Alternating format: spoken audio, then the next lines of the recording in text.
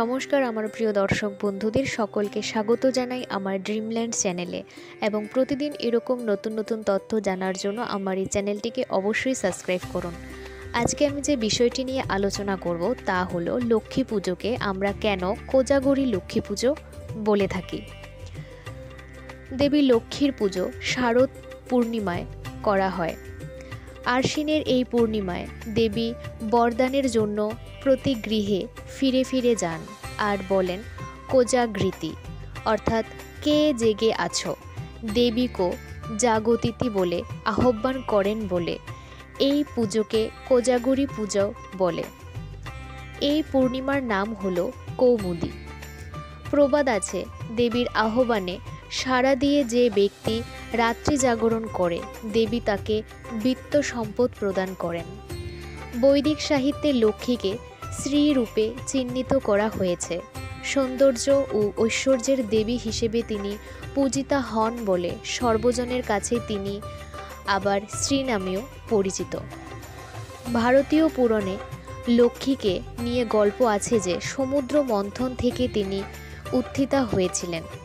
লক্ষ্মী দেবী যখন সমুদ্র মন্থনকালে উত্থিতা হলেন তখন তার দুই হাতে ছিল দুটি পদ্মফুল। তার সুন্দর রূপে তখন জগৎ আলোয় আলোময় হয়ে উঠেছিল। তার গায়ের আভা লেগে সব জিনিস হয়ে উঠল সুন্দর। সমস্ত বিশ্রী জিনিসের মধ্যে শ্রী ফুটে উঠল। দেবতা ও মহর্ষিরা আনন্দে লক্ষ্মীর স্তব আর পূজা শুরু করলেন। গন্ধর্বেরা করছিলেন স্তব গান, নাচতে লাগলেন স্বর্গের অপ্সরারা। গঙ্গা যমুনা নদীরা সব তাকে স্নান করাতে এসেছিল। তাকে স্নান করানোর দৃশ্যটিও ছিল অপরূপ সুন্দর। লক্ষ্মীকে স্নান করানোর সময় তার দুই দিকে ছিল দুই হাতি। গঙ্গা যমুনা তারা হাতির সুরে করে সোনার কলসি ধরে লক্ষ্মী দেবীকে স্নান করালেন।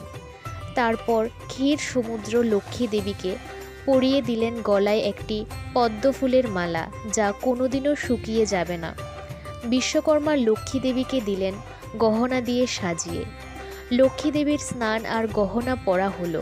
তিনি হরির বুকে আশ্রয় নিলেন। হরির বুক থেকে তিনি দেবতাদের দিকে প্রসন্ন বদনে কৃপার চোখে চাইলেন। দেবতারা তাতেই তৃপ্ত হলেন। দেবী লক্ষ্মীর কৃপায় আজও ধরনীর সব কিছু সুন্দর, সকলেই সুখী। জগতে যা কিছু সুন্দর, যা কিছু ভালো, তাতেই লক্ষ্মী বাস করেন। দেবী ঐশ্বর্যের দেবী হওয়ায় তাই তার সঙ্গে ধন ও ধান্য দুটিই যুক্ত। লক্ষ্মী পুজো যখন হয় তখন শস্য উঠতে আরম্ভ করে, তাই ঘরে ঘরে আঁকা হয় ধানের ছড়া। ধানে ভরা গোলায় কৃষক আঁকে লক্ষ্মীর পদচিহ্ন। লক্ষ্মীর কাঁধে যে কলসি দেওয়া হয় তা লক্ষ্মীর ভাণ্ডার হিসেবেই প্রতীয়মান। ধনী দরিদ্র নির্বিশেষে সবাই দেবী লক্ষ্মীকে প্রতি বৃহস্পতিবারে পুজো করেন, তার ব্রতকথা পাঠ করেন। তবে কোজাগরী পূর্ণিমাতে অর্থাৎ শারদীয়া উৎসবের ঠিক পরের আশ্বিনের পূর্ণিমা তিথিতে ধুমধাম সহকারে তার আরাধনার আয়োজন করা হয়। আজকের এই ভিডিওটি এই পর্যন্তই। এরকম আরও নতুন নতুন তথ্য জানার জন্য আমার এই চ্যানেলটিকে অবশ্যই সাবস্ক্রাইব করুন। ধন্যবাদ।